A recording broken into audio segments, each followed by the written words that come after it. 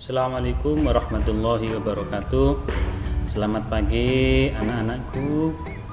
Selamat belajar dari rumah, dimana kesempatan pagi ini kita mempunyai pelajaran agama, yaitu pendidikan agama Islam dan budi pekerti, dengan tema beriman kepada Rasulullah. Tapi saya berharap di awal pagi ini kalian awali pembelajaran ini dengan membaca doa, membaca surat-surat pendek, sholat duha. Setelah itu awali pembelajaran dengan bacaan Bismillahirrahmanirrahim. Dimulai.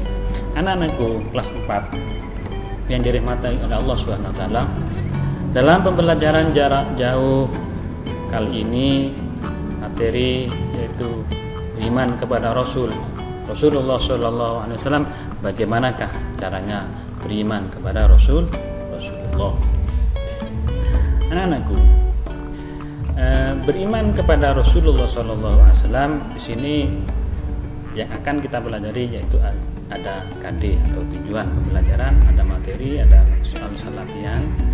Ya, mohon anak-anakku untuk semangat dan fokus terhadap pembelajaran tentang Nabi dan Rasul. Anak-anakku, kompetensi dasar yang harus kita pelajari, yang harus kita ketahui yaitu memahami makna iman kepada Rasulullah SAW, mencontohkan makna iman kepada Rasulullah SAW. Sedangkan indikator yaitu satu, menjelaskan pengertian iman kepada Rasulullah SAW, menyebutkan Rasulullah yang wajib kita ketahui, menceritakan Rasul ulul azmi. Ingat, itu indikator yang harus kita capai. Sedangkan untuk pengertian Nabi dan Rasul, ini kita masuki materi anak-anakku. Apa Nabi tersebut? Nabi adalah laki-laki pilihan yang diberi wahyu untuk dirinya sendiri. Nabi tidak mendapat kewajiban untuk menyampaikan wahyu kepada orang lain. Wahyunya kepada siapa? Kepada dirinya sendiri. Dari siapa? Dari Allah Subhanahu wa taala. Sedangkan Rasul adalah laki-laki pilihan yang diberi wahyu untuk dirinya sendiri serta berkewajiban menyampaikan kepada umatnya. Paham kan ya pengertian dari Nabi dan Rasul? Kalau Nabi adalah untuk dirinya sendiri wahyunya, sedangkan Rasul untuk dirinya sendiri dan disampaikan kepada umatnya. Itu dimengerti. Sedangkan apa maksud mengimani adanya Nabi dan Rasul? Yaitu percaya dengan sepenuh hati, yakin di dada bahwa Allah telah mengutus utusannya, yaitu para nabi dan rasul. Para nabi dan rasul pada zaman dahulu, mulai dari Nabi Adam sampai Nabi Muhammad. Itu.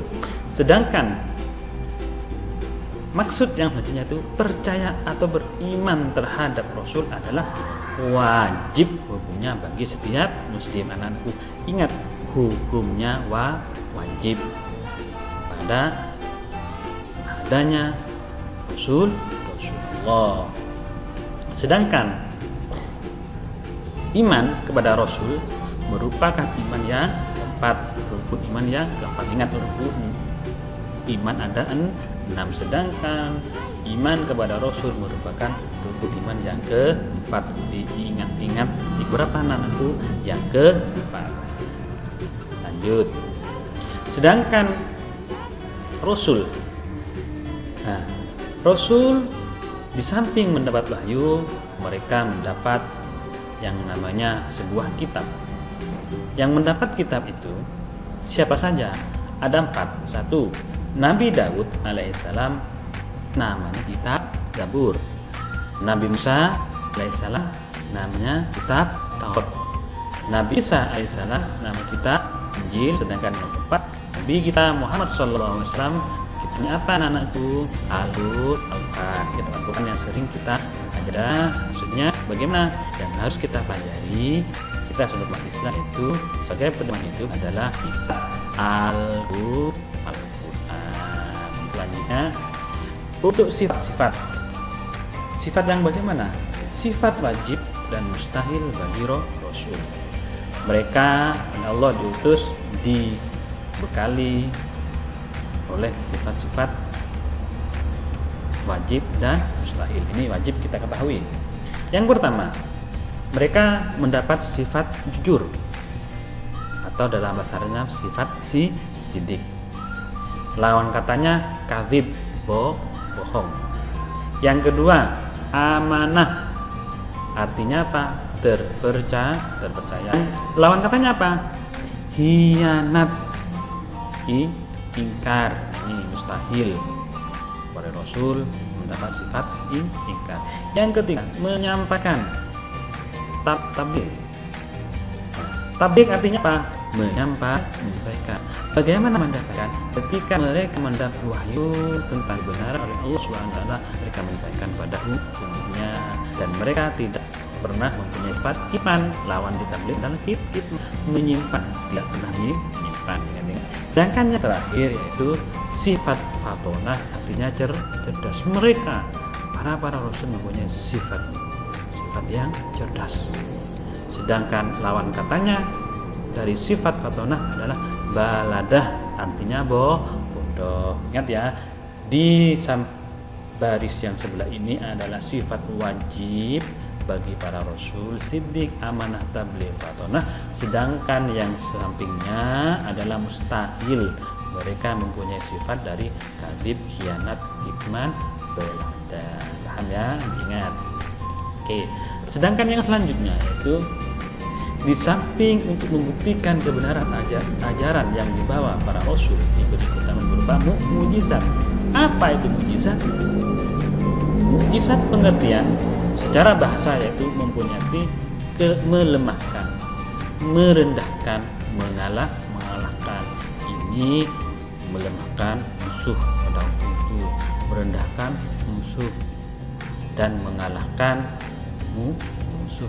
Mukjizat ini oleh Allah Subhanahu wa taala diberikan mukjizat hanya pada para nabi dan rasul. Sedangkan mukjizat adalah kejadian yang luar biasa yang terjadi pada nabi dan rasul. Mukjizat diberikan kepada para nabi dan rasul untuk menandingi dan melemahkan orang-orang yang musuhi dan menentang para nabi dan rasul tersebut. Contoh mukjizat Nabi Musa, apa anakku, bisa membelah lautan. Mukjizat Nabi Ibrahim, dibakar tidak terbakar, tidak hangus. Mukjizat yang paling besar yang dapat kita lihat sekarang itu mukjizat berupa Al-Quran. Anak-anakku yang soleh dan solehah, setelah kita belajar tadi sifat-sifat Nabi dan mukjizat, kali ini kita menghafal 25 Nabi dan Rasul. Biasanya kalau dilakukan seperti ini anak-anak ya, cara menghafal agar lebih mudah yaitu dilakukan Adam, Idris, Nuh dan Hud, Soleh, Ibrahim dan Lut, Ismail, Ishak, Yakub, Yusuf, Ayub dan Su'aib, Musa, Harun, Dzulkifli, Dawud, Sulaiman, Ilyas, Ilyasa, Yunus, Zakaria, Yahya,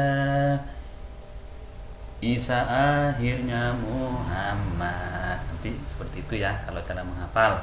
Kita berinjak ke materi yang selanjutnya apa anak-anak, yaitu Rasul Ulul Azmi. Dari 25 itu ada Rasul yang menjadi pilihan karena sifat-sifat kesabarannya. Oke, apa pengertian dari Rasul Ulul Azmi tersebut? Rasul Ulul Azmi adalah Rasul-rasul yang memiliki keteguhan, ketabahan, dan kesabaran yang kuat dalam menghadapi berbagai rintangan dalam melaksanakan tugas menyampaikan ajaran Allah. Siapa saja? Yang pertama ada Nabi Nuh, ini yang Nabi yang naik perahu itu. Yang kedua Nabi Ibrahim, ini yang ketika dibakar oleh Allah diselamatkan sehingga apinya tidak panas. Nabi Musa mukjizatnya bisa membelah lautan, tongkatnya menjadi ular besar. Yang selanjutnya Nabi Isa, ini Nabi Isa mukjizatnya bisa menyembuhkan berbagai penyakit pada waktu zaman Nabi Isa. Yang terakhir Nabi Muhammad, Nabi ini adalah Nabi kita, Nabi Khotamul Anbiya wal Mursalin. Biasanya apa yang sampai sekarang ada, yaitu Al-Quran. Oke, alhamdulillah materinya sudah selesai. Nah, tugas kalian yang pertama apa? 1. Kerjakan soal dengan mengerjakan link Google Formulir sebagai berikut ini ya, di grup. Tugas yang kedua, menghafal, yaitu menghafal sifat-sifat Rasul 4 tadi itu beserta artinya, dan menghafal nama 25 Rasul. Dilakukan seperti tadi itu, seperti punya Pak Guru ya. Oke, setelah selesai kirim tugasnya melalui Pak Guru pribadi. Semangat, tetap semangat. Nah, karena itu anak-anak sudah selesai pelajarannya. Ini adalah biodata Pak Guru Ani Ridho. Jangan lupa ya, selalu ingat terhadap Bapak Ibu Guru walau kalian jarang bertemu. Paham? Alhamdulillah anak-anakku, pelajaran hari ini sudah selesai. Mari kita tutup pelajaran kali ini dengan bacaan Alhamdulillahirabbil alamin. Sekian anak-anakku, mudah-mudahan Allah membalas kalian dengan kebaikan, dan mudah-mudahan pelajaran hari ini mendapat ridho dari Allah Subhanahu wa taala, dan kalian mendapatkan ilmu yang barokah dan manfaat di dunia dan akhirat. Ingat pesan Pak Guru, patuh terhadap anjuran orang tua kalian, bapak ibu kalian. Tetap semangat belajar di rumah dan jaga kesehatan. Saya akhiri. Assalamualaikum warahmatullahi wabarakatuh.